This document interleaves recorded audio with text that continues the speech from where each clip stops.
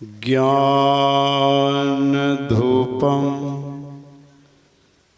मनः पुष्पं पंचेन्द्रिय हुतासनं क्षमा जप समाधिश्च नमः देव निरंजनम्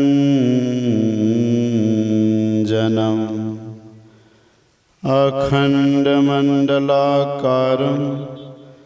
व्यापृतं येन चराचरं तत्पदं दर्शितं येन तस्मै श्री गुरुवे नमः। सर्वक्षण स्मरणीय अनंत श्री विभूषित आराध्य देव के श्री चरणों में कोटिशः नमन। आराध्य देव के ही हृदयावतार संत शाही स्वामी जी महाराज के श्री चरणों में कोटिशः नमन।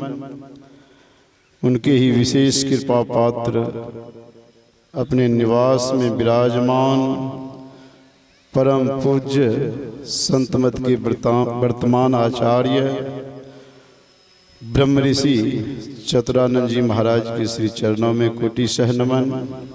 मुदमंगल में साधु समाज एवं मानव जीवन का सबसे उत्तम कर्म करने हेतु पधारे हुए सत्संग प्रेमी सज्जनों, माताओं एवं भक्तिमती बहनों, सबों के अंतःकरण में विराजमान परम पिता परमात्मा को नमन।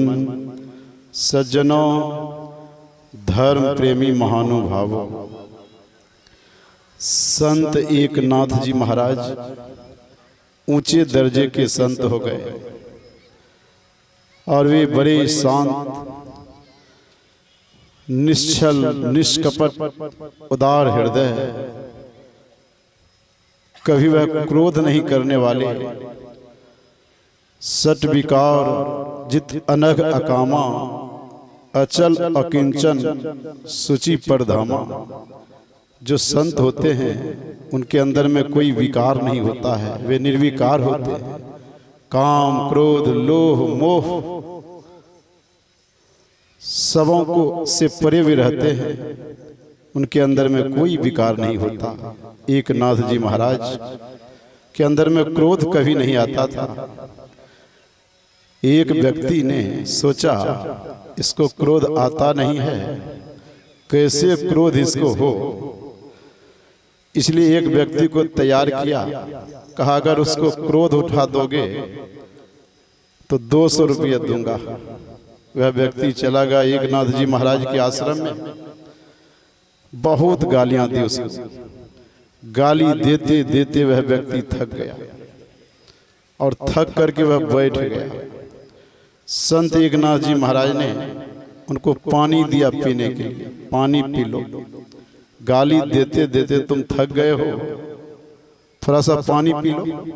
वह व्यक्ति पानी पिया। इतने में संत एकनाथ जी महाराज की पत्नी आ गई कि भोजन का समय हो गया है, आप भोजन करने के लिए चले। तो संत एकनाथ जी महाराज ने कहा मेरे साथ एक मेहमान भी आए हैं, उनको भी भोजन कराना है। उन सज्जन से कहा चलिए भोजन करने के लिए।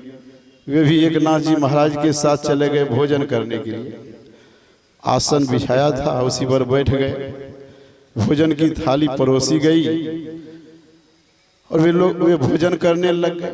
इतने में ख्याल आया उन सज्जन के मन में कि मुझे तो क्रोध उठाना था इसको, क्योंकि 200 रुपये की बात है।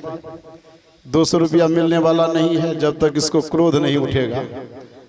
ऐसा विचार कर उसने क्या किया, उसकी पत्नी जो खड़ी थी सामने में थाली रख करके वह उसी के शरीर पर जाकर के चढ़ गया। विचार कीजिए, जैसे ही उसके शरीर पर कंधे पर जाके कूद गया, बैठ गया, इतने में एकनाथ जी महाराज ने कहा, देखो देवी, कहीं यह गिर न जाए।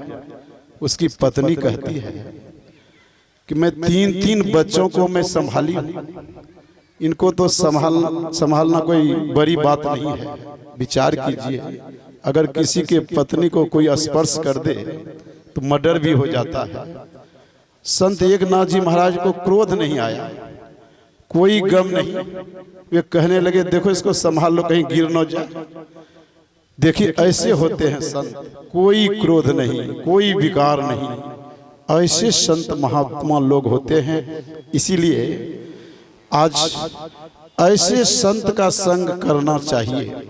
भगवान श्री राम के पास सनक, सनंदन, सनातन और सनत कुमार गए और भगवान श्री राम ने आदर सत्कार किया, बैठने के लिए आसन दिया, प्रणाम किया। रामचरितमानस के उत्तरकांड में लिखा है, देख राम मुनि आवत, दंडवत किन्ह प्रणाम, स्वागत पूछूं पीत पट, प्रभु बैठन कहते। चारों ऋषियों को भगवान श्री राम ने साष्टांग प्रणाम किया। संत कैसे होते हैं, जिसके बारे में भगवान श्री राम ने स्वयं कहा, मोते संत अधिक करी लेखा। ऐ सबरी, मुझसे बढ़कर के संत को मानना, वे मुझसे भी बड़े हैं। चारों ऋषि 5 वर्ष के बालक का रूप बनाए हुए हैं, नंगे बदन हैं, और भगवान श्री राम ने साष्टांग प्रणाम किया 5 वर्ष के बालक को।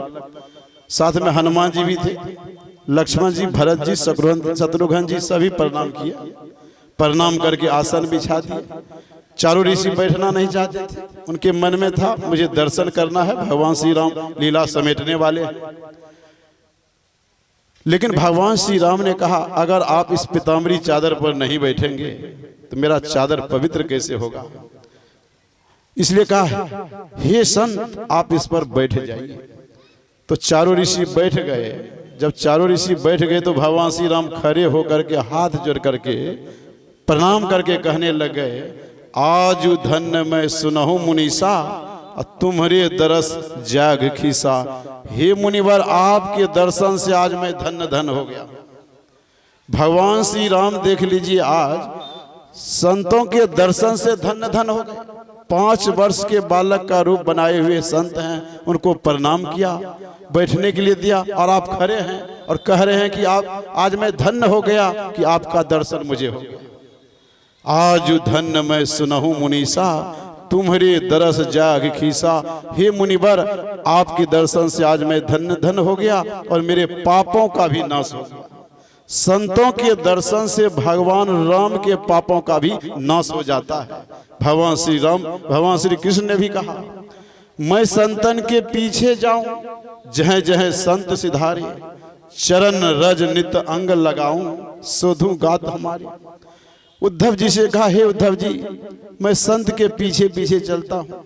उद्धव जी ने कहा, दुनिया के लोग तो आपके पीछे पीछे चलते हैं, आपके मंदिर में जाकर के अगरबत्ती मोमबत्ती दिखाते रहते हैं, आप संत के पीछे पीछे क्यों चल रहे। भगवान श्री कृष्ण ने कहा, संत के पीछे पीछे इसलिए चलता हूँ, संत की चरण धूलि जब शरीर पर पड़ जाती है तो मेरा शरीर भी पवित्र हो जाता है। विचार कीजिए, संतों की क्या महिमा है, या संतों की क्या महिमा है। रामचरितमानस को पढ़ करके देख लीजिए। भोला बाबा भी कहते, गिरिजा संत समागम समनो लाभ कछुआन। हे गिरिजा, संतों के समागम के समान संसार में दूसरा कोई लाभ नहीं है। इसलिए भगवान श्री राम ने कहा, संत का संग कीजिए। प्रथम भक्ति संतन कर संगा। जब तक संत का संग नहीं करेंगे, भक्ति का प्रारंभ नहीं होगा। इसलिए भगवान श्री कृष्ण ने भी कहा, संत मिले तो मैं मिल जाऊं, संत नो मुझसे न्यारे। जब तक संत नहीं मिलेंगे तो आपको भगवंत का भी दर्शन नहीं होगा। इसीलिए भोले बाबा को भी कहना पड़ गया, हे गिरजा, संतों के समागम के समान संसार में दूसरा कोई लाभ ही नहीं है। और हमारे वेद भगवान ने भी कहा, अगर जगत प्रसव करता परमात्मा का के तत्व ज्ञान को अगर जानना चाहते हैं तो संत का संग कीजिए, बुद्धि योग कीजिए, सत्संग कीजिए, तब आपका कल्याण होगा। जब तक संतों के शरण में नहीं जाएंगे, आपका कल्याण नहीं होगा। श्रीमद् भागवत महापुराण में लिखा हुआ है, उद्धव जी को उपदेश दिया था भगवान श्री कृष्ण ने, नो रोधयति माँ योगो नो सांख्य धर्म एव च नो स्वाध्यायस तपस्त्यागो निष्ठा पूर्तम नो दक्षिणा व्रतानि यज्ञ छंदांसी तीर्थानि नियमा यमा यथा वरुंधे सत्संगा सर्वसंगा पहोहिमा। भगवान श्री कृष्ण ने उद्धव जी से कहा, हे उद्धव जी, दुनिया के लोग मुझे योग के माध्यम से मुझे बस में करना चाहते हैं।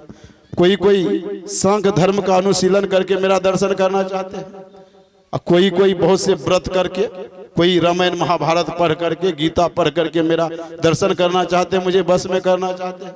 बहुत से लोग यज्ञ के द्वारा, बहुत से लोग व्रत के द्वारा, लेकिन ऐसे लोगों को मैं दर्शन नहीं देता, ऐसे के बस में मैं नहीं होता। तो उद्धव जी ने कहा, तब कैसे बस में होते हैं? कहा, यथा वरुंधे सत्संगा सर्वसंगा पहोहिमा। जो सत्संग जग करता है मैं उसी के बस में हो जाता हूँ।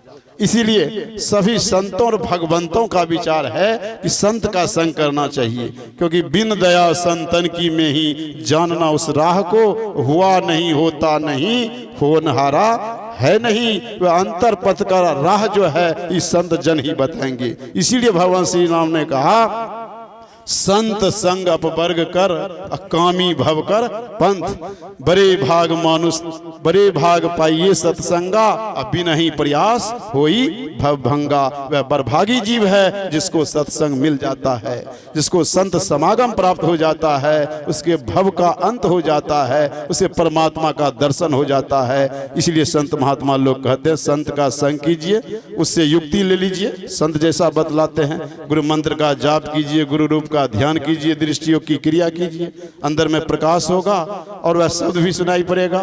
शब्द की धार को पकड़ करके निःशब्दम परम पद में गमन हो जाएगा, वहां पर असली संत समागम प्राप्त हो जाएगा, जिसके बारे में बाबा कबीर ने कहा, ऊंचा महल अगमपुर जहमा संत समागम हो, जो कोई पहुंचे वही नगरिया आवागमन न हो। दोनों प्रकार का सत्संग कीजिए, बाहरी और आंतरिक, परम कल्याण होगा। श्री सद्गुरु महाराज की जय।